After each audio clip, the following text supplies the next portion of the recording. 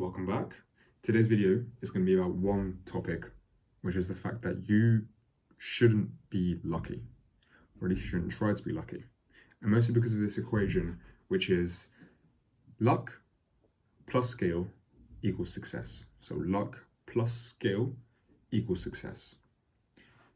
And the reason I'm making this video is because seeing how dentists and dental practices are working, a lot of them are relying or hoping that they get lucky, when of course it's not necessarily a bad thing to hope for that. But they see these dental practices that are just starting out and they get lucky and getting loads of patients, or they see how their competition is supposedly getting lucky, right? Either taking new patients or having, being able to open a new practice without any stress from any landlords or anything like that.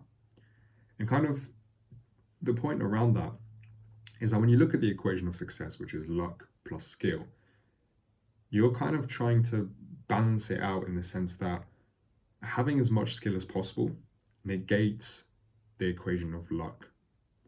And the reason, again, I wanted to make this video is because the way you should work as a business owner, because at the end of the day, whether you're a dentist or not, if you own a practice, you own a business. The way you want to look at things is that you should never be aiming for luck, because not only is luck out of your control, right? When I say out loud, it sounds silly, but you're always hoping to be lucky. You shouldn't be trying to hope to be lucky, because in the equation where luck plus skill equals success, the only thing that you can control and the only thing that will be used as leverage later on is skill. Now, that begs the question, what sort of skills should you be focusing on? What sort of skills are kind of the ones that are really going to uplift your business? Like, the main thing is your service at the end of the day. And you know that.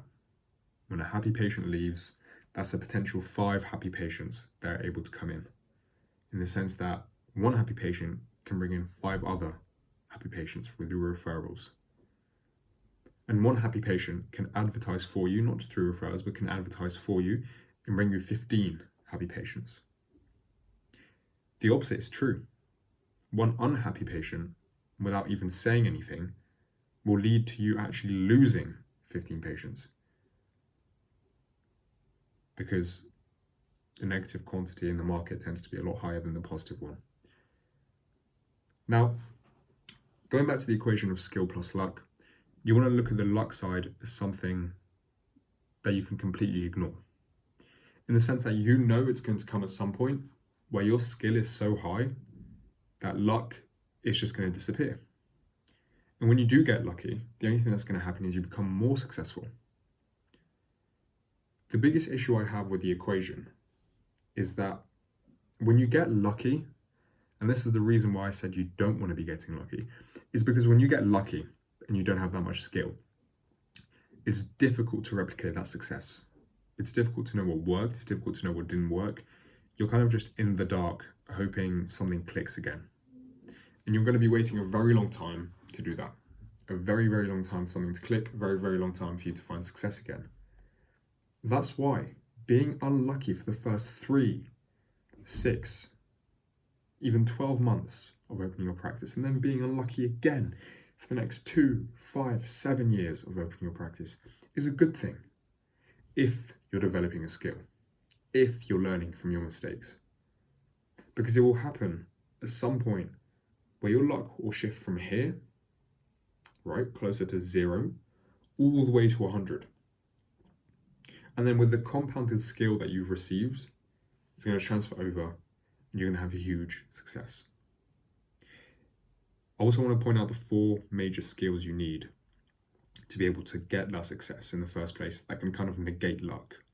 And a high volume in all of these skills negates luck completely. Okay, so skill number 1, don't know why I'm starting my pinky, but skill number 1, quite obvious, is marketing. Look, you can have the best service possible, but if people don't know about you, if people don't know how to reach you, if people don't know what to do when they see you, right, you're not going to be able to get patients. So the first skill is marketing.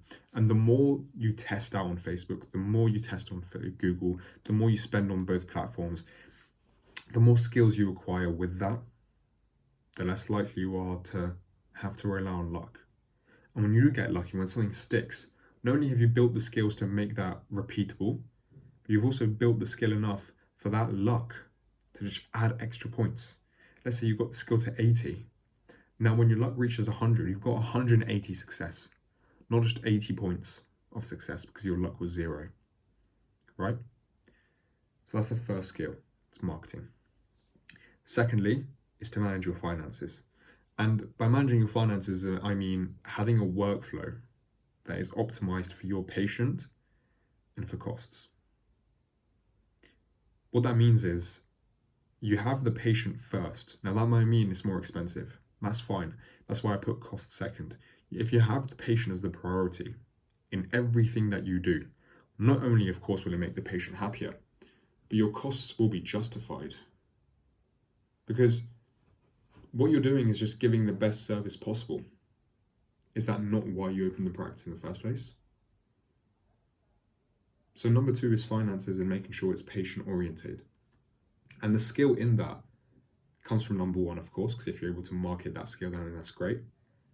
But also that skill in itself will form you a patient base that's strong enough and loyal.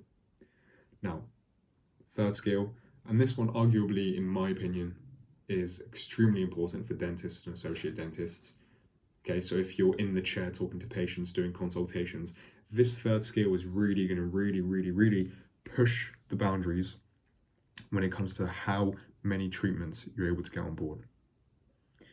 And that third skill is sales. That's what I always hear when I say sales from dentists. I don't want to be pushy, I don't want to be this. Okay, how's that working for you? How is it not having 90 to 100% conversion rate? Because dentists out there exist that have 90 to 100% conversion rate from a booked consultation to a treatment. And guess what? They're not blaming the people that sit in the chair. They're not blaming the economy, because they know how to convince people and they know how to motivate people to do the right thing for themselves, right? Because all you're doing at the end of the day is using that person's emotions that sat in your chair to motivate them to take the correct action that's going to most benefit them. So how is that any different to guiding someone to the correct decision? Because that's what selling is. And if you have terrible sales skills, then guess what? You marketing and having the best service isn't going to do anything. You're not going to be able to convert these people. They're still going to walk out the door, not a patient. So sort that out. That's skill number 3. And that really negates luck, by the way. I hear it a lot. So imagine you own a restaurant, right? You make great food, okay? You also have a fantastic team of waiters, waitresses, the front of house team, the chefs, etc. And you market your business quite well. But there's one issue. The menu's in shambles. Now, because people don't know what's on the menu, because they don't really understand what's going on and how things are working, you're relying on luck for someone to be happy with the food that they receive. And it's extremely unlikely that the random dish you made them that they didn't know about is going to be one they wanted.